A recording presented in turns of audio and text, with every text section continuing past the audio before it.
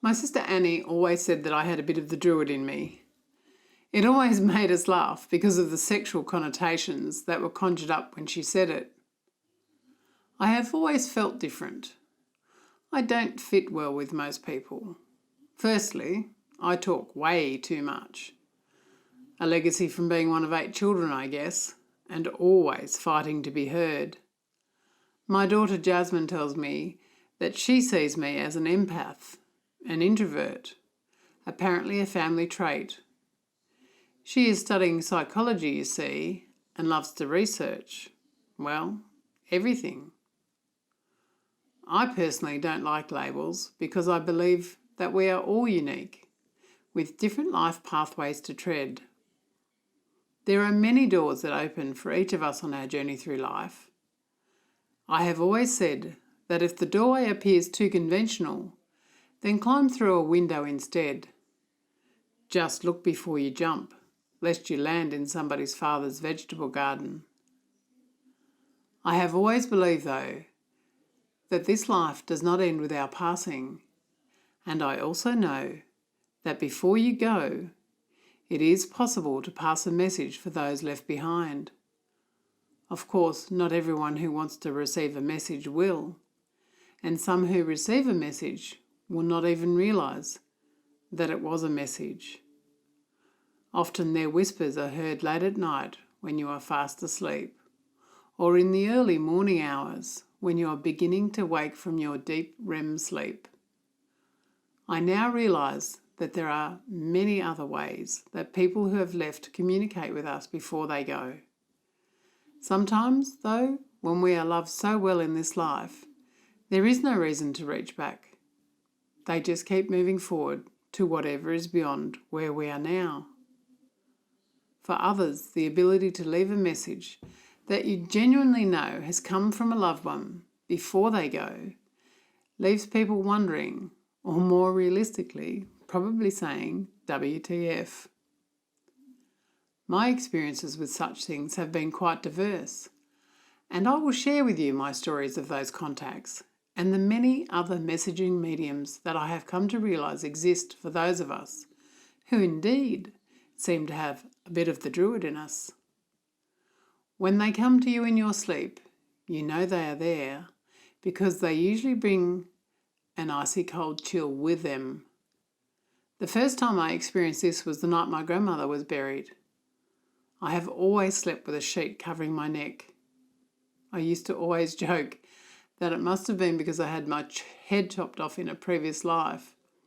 However, on this night, I recall beginning to fall into a deeper form of sleep when I felt the icy cold chill across my throat. Instinctively, I reached for my blankets to cover my neck. But they were already there. I wondered if it was Gran, and was not frightened by her presence, so I went to sleep and spent the next day or so wondering if I had indeed been visited by Gran before she went. I was born on her birthday after all. Sometimes the messaging is skewed, and at other times I receive flashes or images like a movie scene flashing before your eyes. Okay when you're asleep, as dreams are a part of sleeping, but absolutely freaky when you're conscious and the images flash up as you are speaking to someone. At other times, there are actual spirits that you see right in front of you, and when you realise that they're not real, it can be quite unnerving. They leave when they are ready to go, I guess. One of the more recent experiences that I had was when a good friend of mine was visiting his mother at her nursing home. He was walking off to get her a cup of coffee. She liked coffee, and we were chatting and laughing as he was telling me that he was contemplating whether he should go away to the USA for a family holiday or whether he should stay at his mother's bedside because her health appeared to have been deteriorating. I'll never forget where I was at the time, mostly because I have been blessed with almost a photographic memory, but perhaps more so the experience as it unfolded. He was telling me how he had missed being with his father a few years earlier when he had passed away, and that he didn't want to miss being there for his mum when she went. Anyway, as he was talking it through, a flash appeared in front of me. It was an image of a man standing near a farm gate. He was holding flowers and appeared to just be waiting patiently.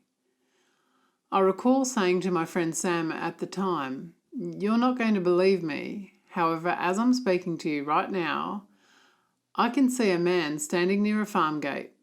He's holding flowers and he appears to be waiting for someone. Sam, I believe this is your dad, and I think he is waiting for your mum." I can only begin to imagine how disconcerting this would have been for him. I have always felt people mock you for these types of experiences, but I can assure you they are very real.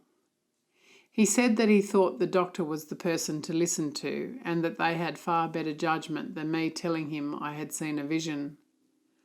The doctor had apparently felt she had months before she was likely to pass.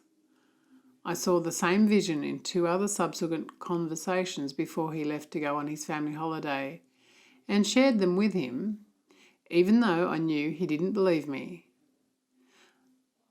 Sadly, a week into his trip, his mother passed away, and he had to fly home to make funeral arrangements.